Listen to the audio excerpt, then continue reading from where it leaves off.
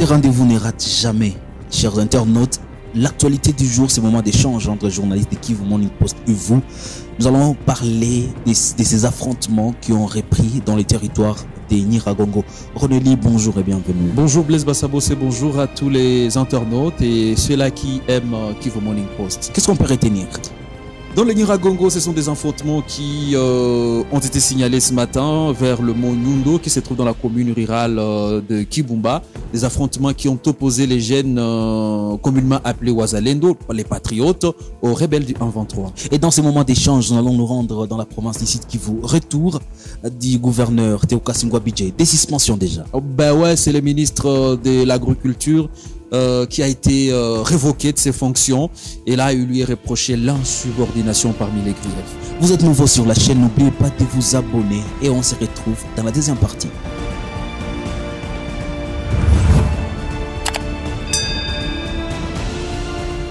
Comme annoncé au sommaire, nous allons parler de la question de la reprise des affrontements, cette fois-ci entre le Wazalendo APCLS et le rebelle du 1-23 RDF.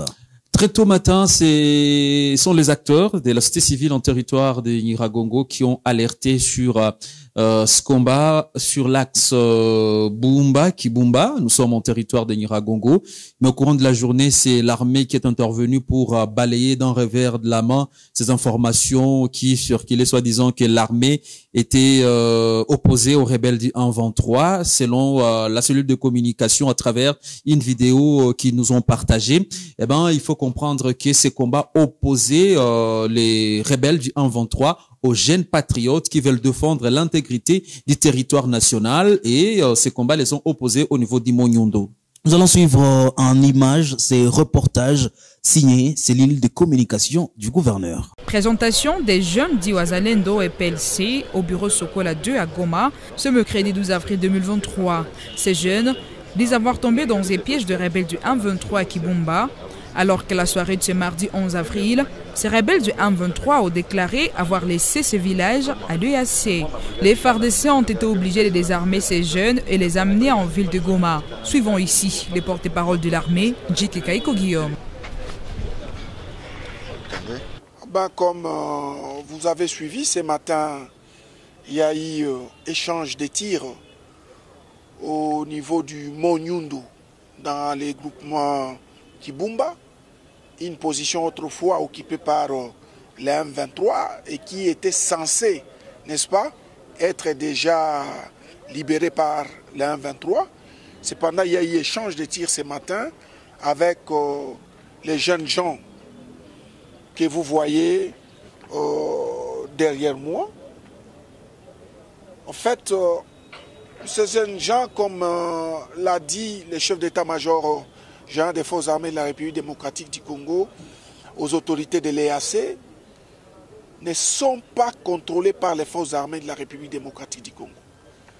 Ce sont des gens qui se trouvent dans leur milieu naturel, je veux dire ici dans leur village, et qui agissent de leur propre gré. Ils ne sont en rien alors contrôlés par les forces armées de la République démocratique du Congo. Mais aussi, ce que vous devez savoir, c'est que les forces armées de la République démocratique du Congo mettent tout en œuvre, alors tout, en tant qu'armée nationale et républicaine, de manière à ce que quiconque oserait, n'est-ce pas, mettre les cessez-le-feu voulu par les chefs d'État dans différents accords, écoutez, les forces armées de la République démocratique du Congo feront tout pour les mettre hors d'état de nuire. Et raison pour laquelle, une fois saisis de la situation qui s'est passée à Kibumba, nous avons mis la main sur ces jeunes gens que vous voyez derrière nous. Ils sont au nombre de 58. Ils avaient comme arme, ils sont à peu près 59, et ils avaient comme arme. Et puis l'engin volant terrible des forces armées de la République démocratique du Congo, Renéline Tibonera, réparé aujourd'hui en bon état le mythique Sukhoi. Ah ouais, ça a fait du mal à tous les Congolais en date du 24 février, lorsque cet avion qui était en phase d'atterrissage a été touché par un missile tiré par le force de défense rwandaise. Du côté congolais, c'était un appareil qui était partiellement endommagé et les gens se demandaient est-ce que c'est un appareil qui pouvait un jour encore voler. C'était vraiment l'inquiétude de la part de la population congolaise, surtout celle des Goma. Il faut avoir toutes les assurances. Cet avion a été réparé et ça, c'est grâce même à l'expertise, par le truchement de l'expertise congolaise, selon ce qui a été bien sûr rapporté. Et il faut dire que cet avion a survolé les ciels des Goma. C'était mardi entre 11h et 12h. C'était juste question pour même les chefs d'état-major de forces armées de la RDC de se rendre compte des réparations, mais également de l'efficacité de cet appareil qui a fait en quelque sorte du mal à l'ennemi lors de batailles qui se sont déroulées dans les territoires de Massissi et pourquoi pas une partie du territoire de Nyiragongo. Et d'ailleurs, je vous signale qu'il y a quand même des images par rapport à cet avion qui a survolé les ciels des Goma. Clin d'œil sur cet appareil dans cette vidéo. A pris la direction de l'aéroport international de Goma, où le chef de l'armée congolaise est allé se rendre compte de la réparation effective de l'avion de chasse endommagé récemment, réparé avec le concours de l'expertise congolaise, comme l'a expliqué le pilote Ben. Réparé sur cet hangar, sans ordinateur, avec nos propres moyens de bord. Mais si on pouvait envoyer cet avion à l'usine, ça pouvait nous prendre 6 mois avec des sommes que vous connaissez. Mais à l'espace d'une semaine, la bénédiction du commandant Opération Nord Kivu, 3 jours cet avion est remis en état.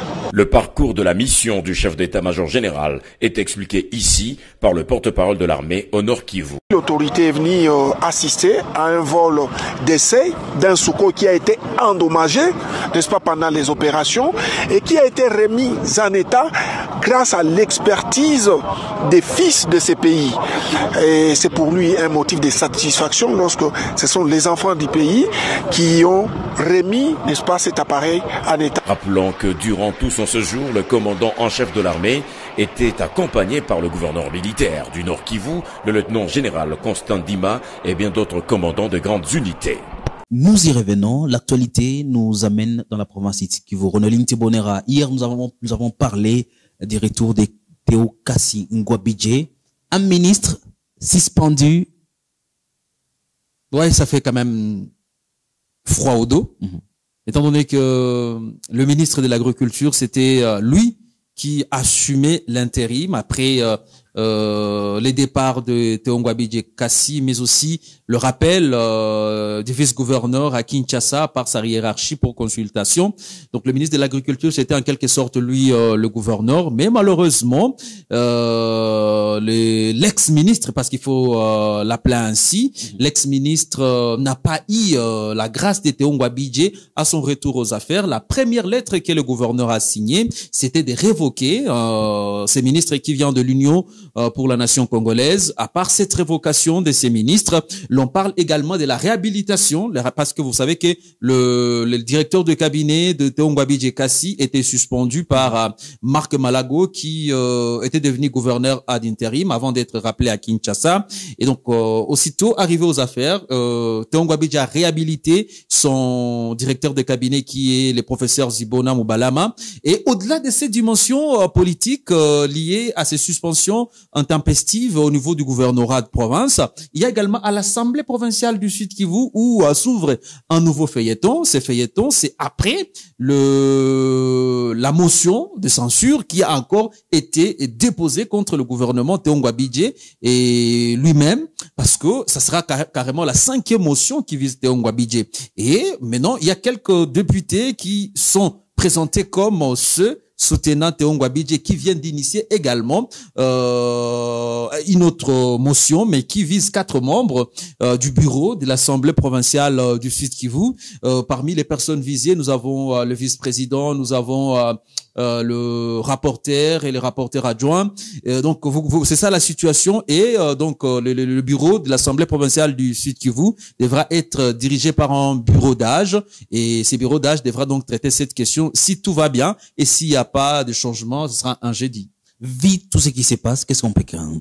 Alors, tout ce qui se passe, nous craignons qu'il y ait une certaine instabilité de la province du Sud Kivu, parce que la province du Sud Kivu, aujourd'hui, c'était parmi les provinces qui ont résisté comparativement à l'Ituri et à la province du Nord Kivu. On a enregistré moins de morts, à part bien sûr la situation qui prévale dans le haut plateau, mais c'est une situation qui n'est pas très alarmante comparativement à celle des entités telles que Beni, les entités telles que Rutshuru, Massissi, ou une partie d'Irumu ou Djougou dans la province de l'Ituri. Et donc, il est grand temps pour les décideurs de la République démocratique du Congo de gérer cette question en urgence, parce que cette question risque même de tout déstabiliser, parce que nous sommes à quelques mois des élections qui sont prévues pour le mois de décembre. Donc plus cette crise perdure, plus il y aura des victimes, plus il y aura cette chasse à l'homme, et les conséquences seront dévastatrices. Mesdames et messieurs, c'est par là que nous allons mettre un point final à cette rubrique actualité du jour, ces moments d'échange entre journalistes de Kivu Morning Post et vous, et nous étions avec Rodeline Tibonera. Merci d'avoir été avec nous. Merci Blaise, merci à tous ceux-là qui ont sacrifié leur moment pour suivre